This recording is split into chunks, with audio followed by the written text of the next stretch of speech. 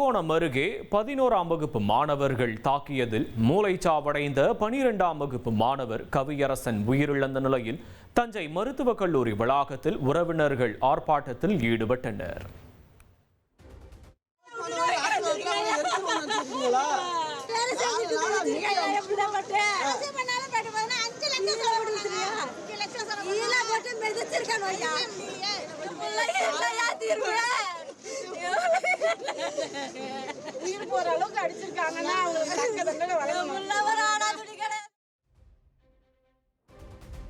போராட்டத்தில் ஈடுபட்ட கவியரசனின் உறவினர்கள் கவியரசனின் மரணத்திற்கு காரணமான அனைத்து மாணவர்கள் மீதும் தக்க நடவடிக்கை எடுக்க வேண்டும் என அவர்கள் வலியுறுத்தினர்.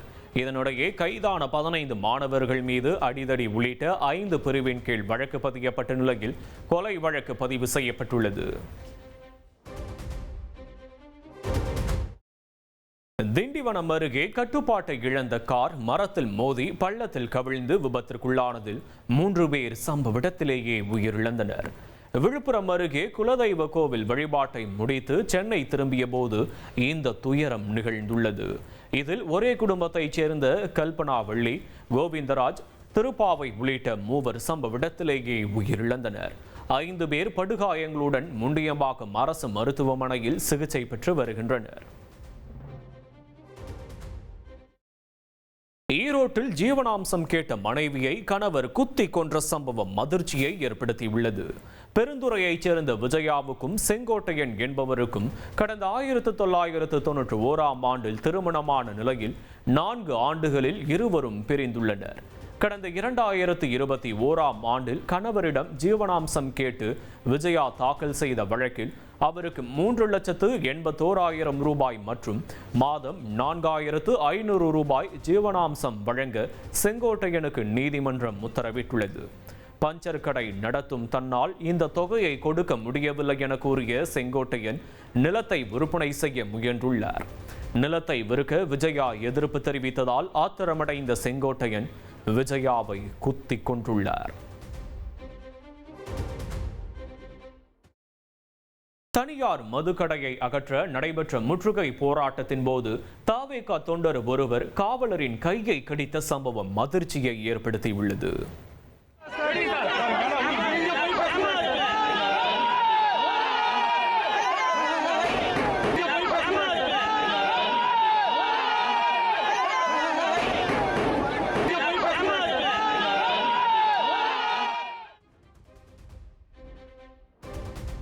தருமபுரி மாவட்டம் பாலக்கோட்டில் மதுக்கடைக்கு எதிராக போராட்டம் நடைபெற்றது.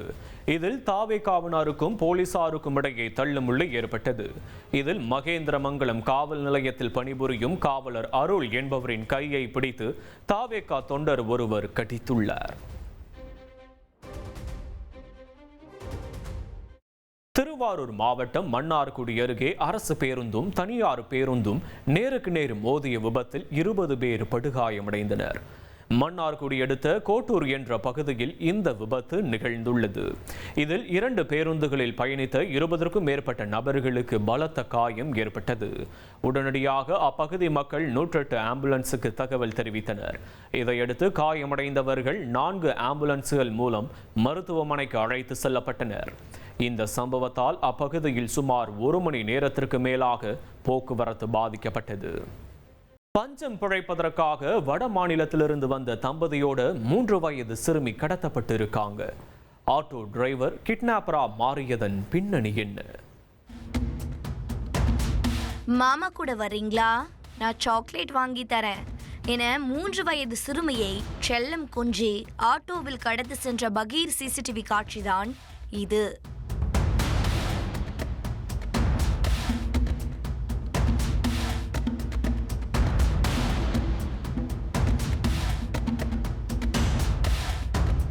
குழந்தையை பறிகொடுத்த வடமாநில தம்பதி சிறிதும் தாமதிக்காமல் நாகர்கோவில் காவல்துறையினரிடம் புகார் அளித்துள்ளனர். உடனடியாக சர்ச் ஆபரேஷனை தொடங்கிய போலீசார் ஒட்டுமொத்த சிட்டியையும் கண்ட்ரோலில் எடுத்து வாகன சோதனைகளை தீவிரப்படுத்தி உள்ளனர்.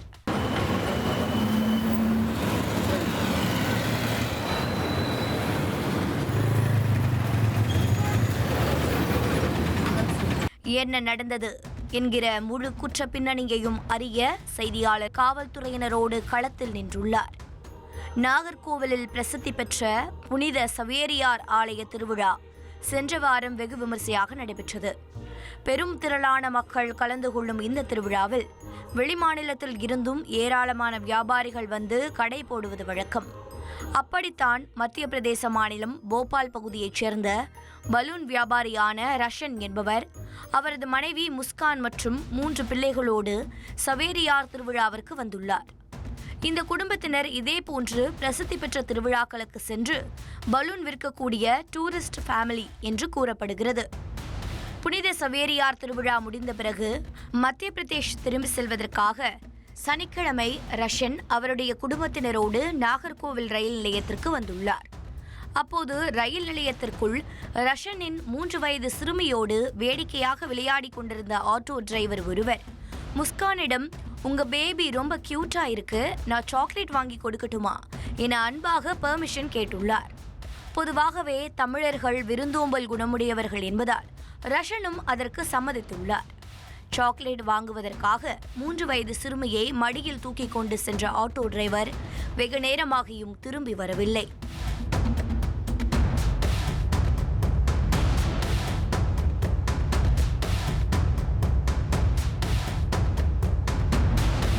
இதையடுத்து சந்தேகமடைந்த வடமாநில தம்பதி ஸ்டேஷன் முழுவதும் தேடி பார்த்துவிட்டு தங்களுடைய மகளை காணவில்லை என அங்கிருந்து காவல்துறையினரிடம் புகார் அளித்துள்ளனர். இந்த தகவல் மாவட்ட காவல் கண்காணிப்பாளர் ஸ்டாலின் கவனத்திற்கும் சென்றிருக்கிறது. அடுத்த நொடியே 5 தனிப்படைகளை உருவாக்கியவர் சிறுமியை மீட்பதற்கான விசாரணையை தீவிரப்படுத்தியுள்ளார். முதற்கட்டமாக ஸ்டேஷனில் பொருத்தப்பட்டிருந்த சிசிடிவி கேமரா பதிவுகளை ஆய்வு செய்ததில் அந்த மர்ம நபர் சிறுமியை ஆட்டோவில் கடத்தி சென்றது தெரிய வந்திருக்கிறது. சிறுமி கடத்தப்பட்ட ஆட்டோவின் ஆர்சி புக் விவரங்களை சேகரித்த காவல்துறையினர் குழந்தையை கடத்தியது நாகர்கோவில் சகோதரர் தெருவைச் சேர்ந்த 31 வயதான குமார் என்பதை உறுதிப்படுத்தி உள்ளனர். அவரின் செல்போன் சிக்னலை ட்ரேஸ் செய்து வெறும் 2 மணி நேரத்திலேயே குமாரை சுற்றி வளைத்து கடத்தப்பட்ட சிறுமியையும் பத்திரமாக மீட்டுள்ளனர். மகளை பத்திரமாக திருப்பிக் கொடுத்த காவல் கண்காணிப்பாளர் ஸ்டாலினுக்கு சிறுமியின் பெற்றோர் கண்ணீர் மல்க நன்றி தெரிவித்துள்ளனர். வடமாநில தம்பதிக்கு அறிவுரை கூறிய காவல் கண்காணிப்பாளர் ஸ்டாலின் அந்த குடும்பத்தினரை பத்திரமாக அனுப்பி வைத்திருக்கிறார். மேலும் ஆட்டோ டிரைவரான குமார் சிறுமியை கடத்தியது ஏன், அவருக்கு பின்னால் ஏதேனும் குழந்தை கடத்தல் நெட்வொர்க் உள்ளதா போன்ற பல கோணங்களிலும் காவல்துறையினர் தீவிர விசாரணை மேற்கொண்டு வருகின்றனர். முழுமையான விசாரணைக்கு பிறகே குமார் ஏற்கனவே இதேபோன்று சாக்லேட் வாங்கி தருவதாக கூறி குழந்தை கடத்தலில் ஈடுபட்டுள்ளாரா என்கிற விவரம் தெரியவரும். கோவாவில் உள்ள பிரபல நைட் கிளப்பில் ஏற்பட்ட தீ விபத்தில் பலி எண்ணிக்கை 25ஐ தொட்டிருப்பது பெரும் சோகத்தை ஏற்படுத்தி வருகிறது. அதிகாரிகள் ஏற்கனவே அந்த நைட் கிளப்பிற்கு பாதுகாப்பற்ற உட்கட்டமைப்பு என நோட்டீஸ் அனுப்பியிருப்பது உண்மையா? கோவா இந்தியாவோட பார்ட்டி கேபிட்டல், பார்ட்டி ஹெவன்னு கோலாகலமா வர்ணிக்கப்படக்கூடிய இடம். அந்த ஒரு இரவு மட்டும் நரகம் மாதிரி காட்சி அளித்தது.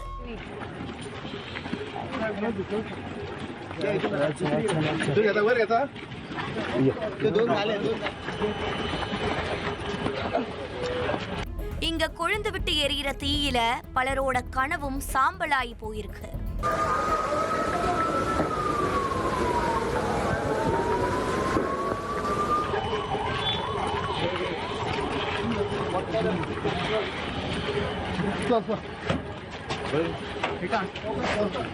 வெளிநாட்டுல இருந்து நம்ம ஊரை எக்ஸ்ப்ளோர் பண்றதுக்காக வந்த ஃபாரினர், ஃப்ரெண்ட்ஸ் கூட முதல் முறையா பீச் பார்ட்டிக்கு வந்த இன்ட்ரோவர்ட், வீக்கெண்ட செமையா வைப் பண்ணலான்னு வந்த கப்பிள்ஸ், இப்படி மறக்க முடியாத இரவை தேடி வந்தவங்களுக்கு மரணத்தை பரிசளிச்சிருக்கு இந்த நைட் கிளப். நடந்த கோர சம்பவத்துல 25க்கும் அதிகமான விருந்தினர்கள் பரிதாபமா இறந்து போயிருக்காங்க. என்ன நடந்துச்சுன்ற பின்னணியை அறிய கோவா போலீஸ் விசாரணையை தொடங்கி இருக்காங்க. கோவால உள்ள ஃபேவரட்டான ஹாட்ஸ்பாட்ல இந்த ரோமியோ நைட் லேனும் ஒன்று. பார்ட்டி மூட்ல வரக்கூடிய இளசுகளுக்கு பெரும்பாலும் இந்த நைட் கிளப் மறக்க முடியாத ஒரு இரவுக்கான அனுபவத்தை தான் கொடுத்திருக்கு. அப்படித்தான் சம்பவம் நடந்த டிசம்பர் 6ஆம் தேதி இரவும் விருந்தினர்கள் இந்த நைட் கிளப்பிற்கு உற்சாகமா வந்திருக்காங்க.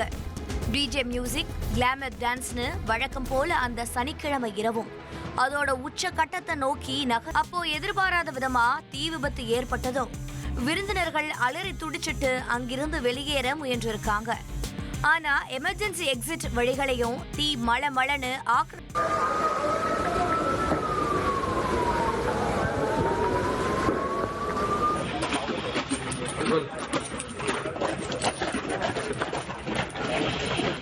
மறுநாள் பொழுது விடிஞ்சப்போ கோவாவில் நடந்த தீ விபத்துல 25 பேர் பலி என்ற தகவல் வெளிவரவும் முழு நாடும் அதிர்ச்சி அடைஞ்சது.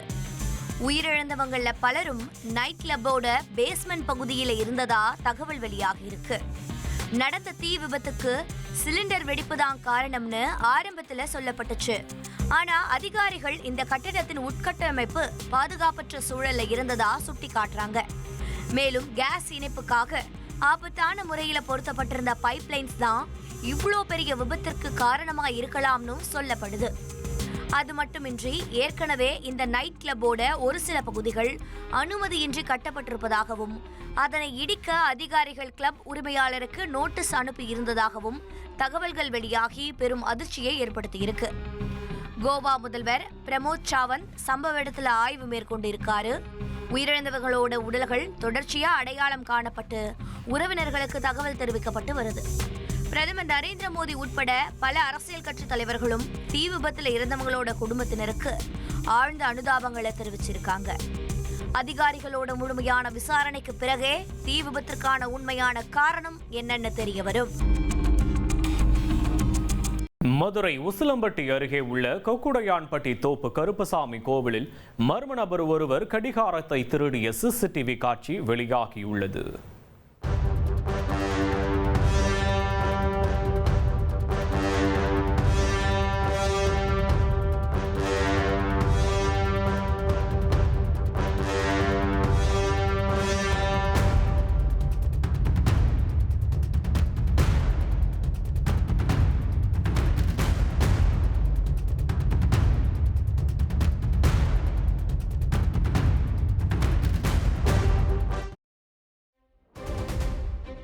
கோயிலின் பூசாரி வழக்கம் போல கருப்பசாமிக்கு பூஜை செய்ய வந்தபோது கடிகாரம் மாயமானது தெரிய வந்தது.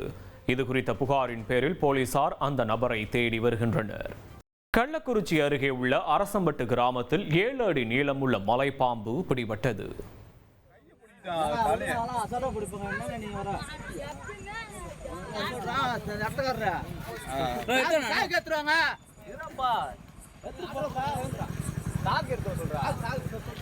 என்ன ஃபயர் ஆஃபீஸில் கொடுத்துருவேண்ணா?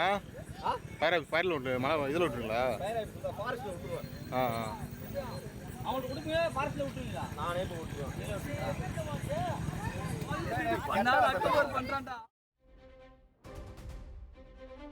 அரசம்பட்டு கிராமத்தில் சாலையை கடக்க முயன்ற பாம்பை ரவி என்ற பாம்புபிடி வீரர் லாவகமாக பிடித்தார். அப்போது அவரது காலை மலைப்பாம்பு சுற்றியதால் சிறிது நேரம் பரபரப்பு ஏற்பட்டது. பின்னர் அதை பிடித்து சாக்குப்பையில் போட்ட அவர் மலை பகுதியில் பத்திரமாக விட்டார்.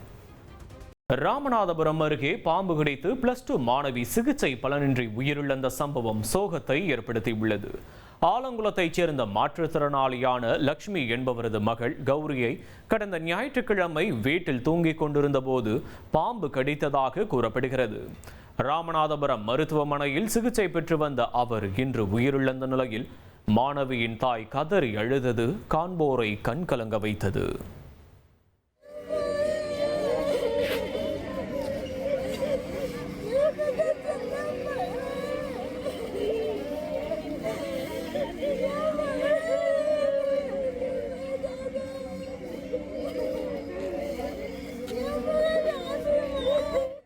கேரள மாநிலம் காசர்கோடு அருகே பேருந்துக்காக காத்திருந்த 8 வயது சிறுவனை தெருநாய் திடீரென கடித்து குதறிய சம்பவம் பரபரப்பை ஏற்படுத்தியுள்ளது.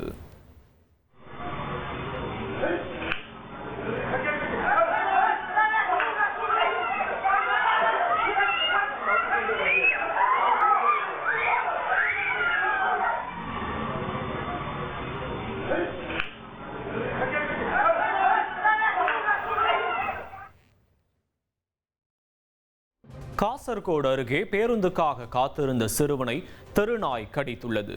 மீட்கப்பட்ட சிறுவன் மருத்துவமனையில் சிகிச்சையில் உள்ளார். ஏற்கனவே இந்த பகுதியில் 5 பேரை இதேபோல நாய் கடித்ததாக புகார் அளித்தும் அதிகாரிகள் நடவடிக்கை எடுக்கவில்லை என குற்றம் சாட்டப்பட்டுள்ளது. கேரள மாநிலம் கொல்லம் அருகே கேஸ் சிலிண்டர் வெடித்ததில் 10க்கும் மேற்பட்ட விசை படகுகளில் தீப்பற்றி எரிந்தது.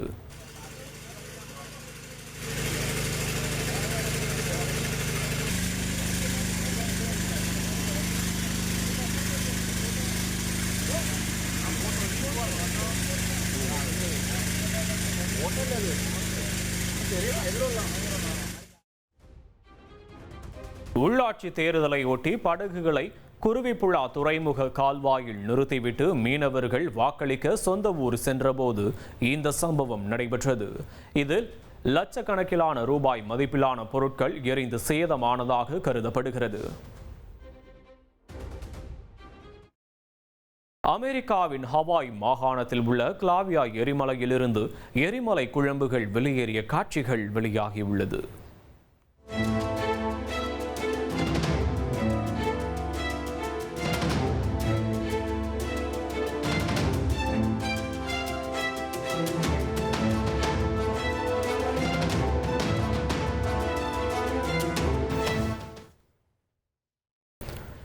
உலகிலேயே மிகவும் சீற்றமுடைய எரிமலைகளில் ஒன்றாக அறியப்படும் அமெரிக்காவின் ஹவாய் மாகாணத்தில் உள்ள கிளாவியா எரிமலையிலிருந்து சிவப்பு நிறத்தில் எரிமலை குழம்புகள் ஆறாக ஓடிய டைம் லாப்ஸ் காட்சிகள் வெளியாகி உள்ளன.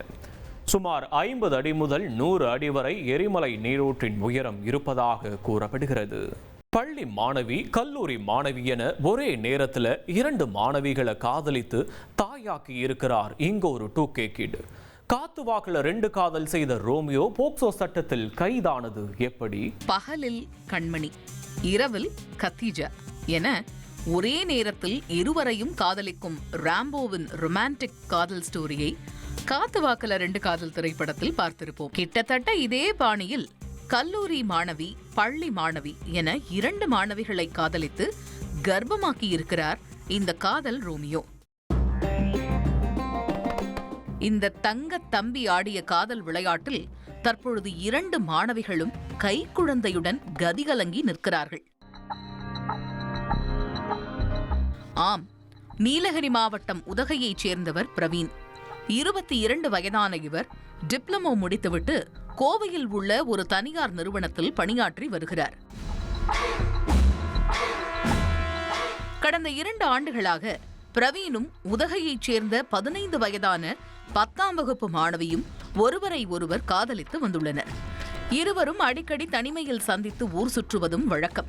அப்போது காதல் பரிசுகளை பரிமாறிக்கொள்வதும் உண்டு. சண்டை இல்லாத காதல் எங்கே இருக்கிறது என்பதைப் போல இந்த காதல் ஜோடியும் அடிக்கடி சண்டையிட்டு பிரிவதும் சேர்வதுமாய் லூப் மோடில் காதலித்து வந்துள்ளனர். அப்படி ஏற்பட்ட பிரிதலின் போது பிரவீனுக்கு உதகை அரசு கல்லூரியில் படிக்கும் ஒரு மாணவியுடன் பழக்கம் ஏற்பட்டிருக்கிறது. அந்த பழக்கம் காதலாக மாறியிருக்கிறது. திருமணம் செய்து கொள்வதாக கூறி கல்லூரி மாணவியுடன் நெருங்கி பழகியிருக்கிறார் பிரவீன். இதற்கிடையில் பள்ளி மாணவியுடன் சமாதானமாகி பிரேக்கப் ஆன காதலை பேட்ச் அப் செய்துள்ளார். அப்போது பள்ளி மாணவியின் வீட்டில் யாரும் இல்லாத நேரத்தில் திருமண ஆசை காட்டி மாணவியுடன் உல்லாசமாக இருந்திருக்கிறார் பிரவீன். இதனையடுத்து கட்டில் சுகம் முடிந்ததும் மீண்டும் பள்ளி மாணவியுடன் சண்டையிட்டு பிரிந்து கல்லூரி மாணவியுடன் சேர்ந்திருக்கிறார். அவருடனும் உல்லாசமாக இருந்திருக்கிறார். இதன் விளைவாய் கடந்த 6 மாதங்களுக்கு முன்னர் கல்லூரி மாணவி கர்ப்பம் தரித்த உண்மை தெரிய வந்திருக்கிறது. இதனை அடுத்து வீட்டிற்கு தெரியாமல் கல்லூரி மாணவியை திருமணம் செய்து தனியாக வாழ்ந்து வந்துள்ளார் பிரவீன். இந்த சூழலில்தான் கடந்த 1 மாதத்திற்கு முன்னர் கல்லூரி மாணவிக்கு ஒரு ஆண் குழந்தை பிறந்திருக்கிறது. இதில் கல்லூரி மாணவி 18 வயது நிறைவடைந்தவர் என்பதால் எந்த பிரச்சனையும் ஏற்படவில்லை. ஆனால் பள்ளி மாணவியுடன் பிரவீன் ஆடிய காம விளையாட்டுகள் அவருக்கு பெரிய இடியை இறக்கியது. 15 வயதான அந்த பள்ளி மாணவிக்கு கடந்த 3ஆம் தேதியன்று திடீரென வயிற்று வலி ஏற்பட்டுள்ளது. இதனைத் தொடர்ந்து பள்ளி மாணவியின் தாயார் அவரை உதகை அரசு மருத்துவமனைக்கு சிகிச்சைக்காக அழைத்து சென்றபோது மாணவி நிறைமாத கர்ப்பிணியாக இருந்த உண்மை தெரிந்தது. அந்த அதிர்ச்சி அடங்குவதற்குள் மாணவிக்கு பெண் குழந்தையும் பிறந்திருக்கிறது. இதுகுறித்து மருத்துவமனை நிர்வாகத்தினர் குழந்தைகள் பாதுகாப்பு அதிகாரிக்கும் உதகை அனைத்து மகளிர் காவல் நிலையத்திற்கும் தகவல் தெரிவித்தனர். புகாரின் பேரில் போலீசார் விசாரணை நடத்தியதில் பிரவீன் ஆடிய காதல் விளையாட்டுகள்தான் இவை அனைத்திற்கும் காரணம் என உறுதி செய்தனர். இதனையடுத்து 15 வயது சிறுமியை உல்லாசம் அனுபவித்து கர்ப்பமாக்கியதற்காக போலீசார் போக்சோ சட்டத்தின் கீழ் பிரவீனை கைது செய்து நீதிமன்றத்தில் ஆஜர்படுத்தி சிறையில் அடைத்தனர். பிரவீனின் காத்து வாக்கில் 2 காதல் லீலையால் தற்பொழுது 15 வயதான பள்ளி மற்றும் 18 வயதான கல்லூரி மாணவி ஆகிய இருவரும் கைக்குழந்தையுடன் செய்வதறியாது தவித்து வருகின்றனர்.